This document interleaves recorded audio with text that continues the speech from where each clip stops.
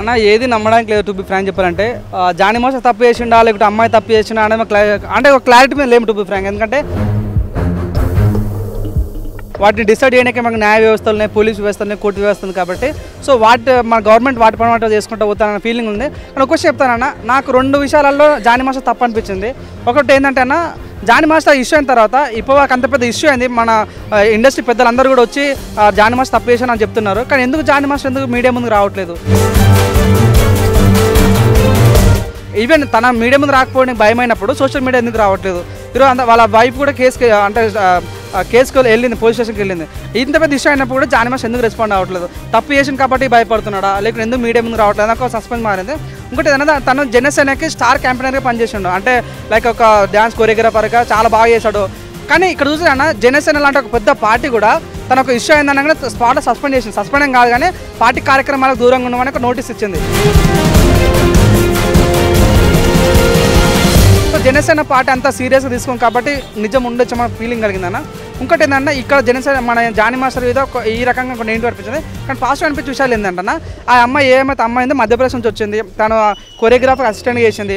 మధ్యప్రదేశ్ నుంచి వచ్చిన అమ్మాయి మన రాయదుర్గ్ పోలీస్ స్టేషన్లో 376 కేసు వేయటం కానీ, 506 కేసు వేయటాలు కానీ, 323 కేసు వేయటాలు కానీ, అంటే మా 0 FIR వేయటాలు కానీ చూస్తుంటే అరే ఈ అమ్మాయి అంటే ఏమంటుందంటే నేను 5 సంవత్సరాల ముందు నన్ను ఈ రకంగా అత్యాచారం చేసినా అని చెప్పింది. 5 సంవత్సరాల ముందు చేసినప్పుడు ఇప్పుడు ఎందుకు వచ్చింది? మరి 5 సంవత్సరాల ముందు ఎందుకు చేయలేదు?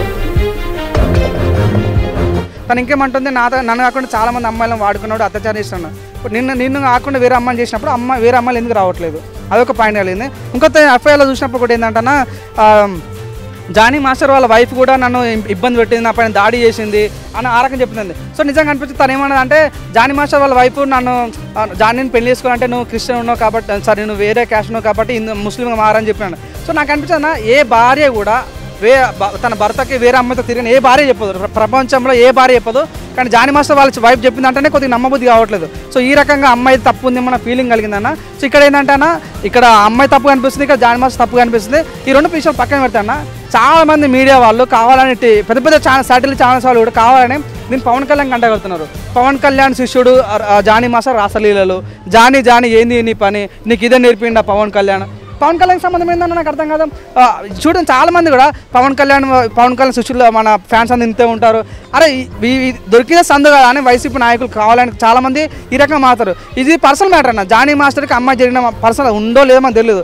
నేను చెప్తాను, నాకు జానీ మాస్టర్ చాలా ఇష్టం అన్న. ఎందుకంటే తను ఎందుకు అప్పుడు ఒక చిన్న వయసులోనే వాళ్ళ డాడీ లారీ డ్రైవర్ ఉన్నప్పుడు లారీ డ్రైవర్ పని చేసుకుంటూ ప్రభుదేవుని ఇన్స్పైరేషన్ తీసుకుంటూ మన నితిన్తో పనిచేసి, రామ్ చరణ్తో పనిచేసి చాలా పెద్ద నాట్ ఓన్లీ టాలీవుడ్ మొత్తం బాలీవుడ్లో కూడా జానీ మాస్టర్ అంటే తెలియని లేడు ఎవరు కూడా.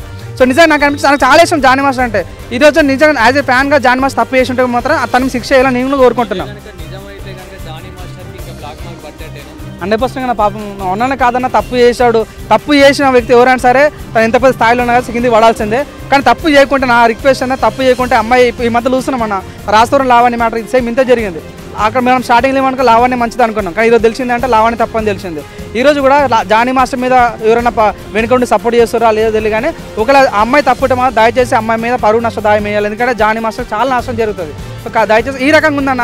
సో దీనికి పర్సనల్ జరిగిన విషయాన్ని మన గవర్నమెంట్ రాజకీయాలు కంటగట్టాలి కానీ, లేకపోతే పర్సనల్ పవన్ కళ్యాణ్ కంటగట్టాలి కానీ. ఇంకొకటి ఏంటంటే ఈ మధ్యలో పవన్ కళ్యాణ్ వర్సెస్ అల్లార్జున్ గొడవ వస్తుందన్నమాట. దీని వెనకాల అల్లార్జున్ సపోర్ట్ ఉంది, అమ్మాయికి అల్లార్జున్ సపోర్ట్ ఉంది, అల్లార్జున్ నడిపిస్తున్నాను.